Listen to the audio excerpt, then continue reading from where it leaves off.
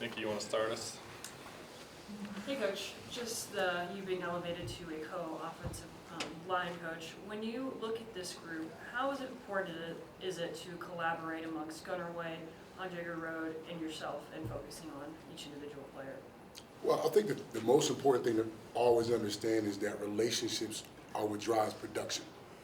And the three of us do a really good job of building intimate relationships with all the guys in the room just to make sure that the information is hitting them the right way so they can perform at the highest level.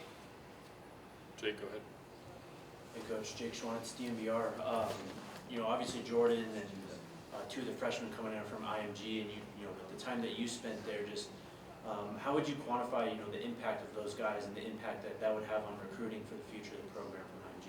Well, I think the most important thing is when you go to an institution like that to find someone, you're going to them because you know they have guys that have already been in a system that allows them to show up on a college campus ready to play day one. So from that perspective, I think we've done a pretty good job. I know we'll always continue to look that way. I mean, I think you guys know Coach, he wants to win right now, not right tomorrow. He wants to win now. So anytime you can pick up players like that that's already used to producing on a high school level at that level of play, it's always a good thing.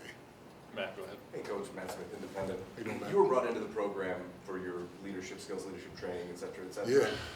Well, this is a huge transition for this team. I'm talking about specifically the players in the locker room, losing Shadur and Cam and Shiloh and Travis. Almost every position room is going to have a different leadership tent pole, right? How do you go about, I guess, as a coaching staff? Do you let that develop organically? Do you intervene a little bit in that? Because there's so much turnover. I imagine that you want to micromanage that maybe just a little bit at the start at least. I think the most important thing to understand is that every team every year is going to be a different team. So now with the subtraction of a Shadur Sanders and a Travis, guys like that you'll never be able to replace. Let's get that straight. But you can put other people in there that have other talents. I think we've done a really good job of doing that. Collectively, we look at it as, listen, last year's team was last year's team. This year's team is this year's team. Let's figure out who are the leaders in those individual rooms and then build the teams from there. From the team perspective, are there any names you've seen that have taken that next step and kind of filled that void? I think for me it's still a bit too early, but you're always obviously going to go to the Jordan Seatons of the world, looking at the two quarterbacks that we brought in. They're doing a really good job of competing, and then looking down the line, I'll focus on offense, obviously, but, I think it gives us a great opportunity to really find out exactly what our identity is going to be and who our leaders are going to be that lead that identity. Jack, go ahead. Hey Coach, I'm Jack Harlow with SI. How you doing, Jack? Nice to meet you. We talked before. Have we? I think I thought last year. maybe I'm thinking of a different Jack. There's a few out there, I think. I wanted to ask you about Cash Cleveland, another IMG guy. Just, he came on strong last year as a freshman. Just kind of what are you expecting from him this spring moving forward? Expecting Cash to be Cash. Cash is one of those guys that really, takes, his trade very seriously, extremely intelligent, wants to get better, really hones into the idea of being a leader, and that's what you look for from your center. And all the teams I played for in my professional career, college career, I've always had a Cash. And I've been fortunate to have a Cash at center, and I'm glad we got one here. Scott, go ahead. Hey Coach, Scott Proctor at DVR. Good to Scott. see you. I'm curious about your first impressions of Isaac Crisler, who's played a ton of football at Illinois, I think 30 plus starts. Were you able to tell right away that he's kind of a polished guy who's played a lot of football, and just kind of again what your first impressions? His awareness sticks out to me, immediately. I'm just gonna say it, man. I think Zai is a dog. Like I really do. He really enjoys what he's doing. He comes in, he asks all the right questions.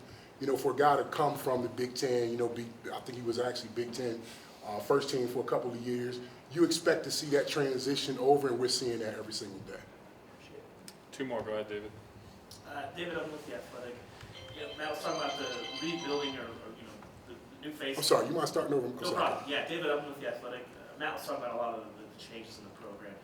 A lot of people didn't think that would be here after his sons were gone. Did you ever wonder? And now that he is here, and there aren't any Sanders on the roster, why do you think he was so invested in continuing that and staying here? Listen, I've been with Coach for 30 years. You know, we started out as teammates with the Dallas Cowboys. I saw him walk into a locker room full of stars and fit in. You know, I also saw him, 30 years ago, established to the team that he was coming on. But listen, I'm a builder. You know, I'm willing to start wherever I need to start. I think he's done a really good job of that. But I think the thing that no one gives Coach credit for is that he's never going to do what everybody expects him to do. If he starts out with the plan, he's going to see that plan through, and then he's going to finish it, and then he's going to make a decision after he finishes that plan, but we're far from being done. Last one, Brian, go ahead. Hey, Coach, Brian Howell, Daily Camera. I don't think there's been a group more scrutinized than the offensive line at this school in the last couple of years, and there's been some ups and downs, but Jordan was in here a couple of days ago talking about, a lot of pride that they have as a group, and it's going to be different this year.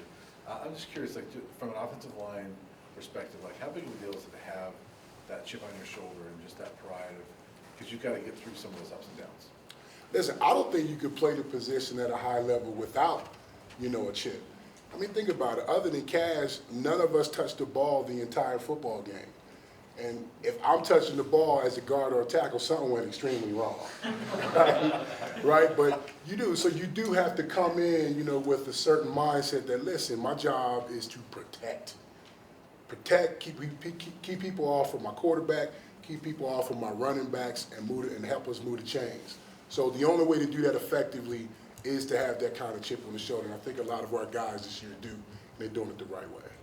Is Jordan one of the guys leading that? Because he seems like he is. No question about it. In his second year, he's right where we think he should be as a sophomore. So I'm excited for him. Thanks, Coach. Thank you, Coach. Thanks, guys.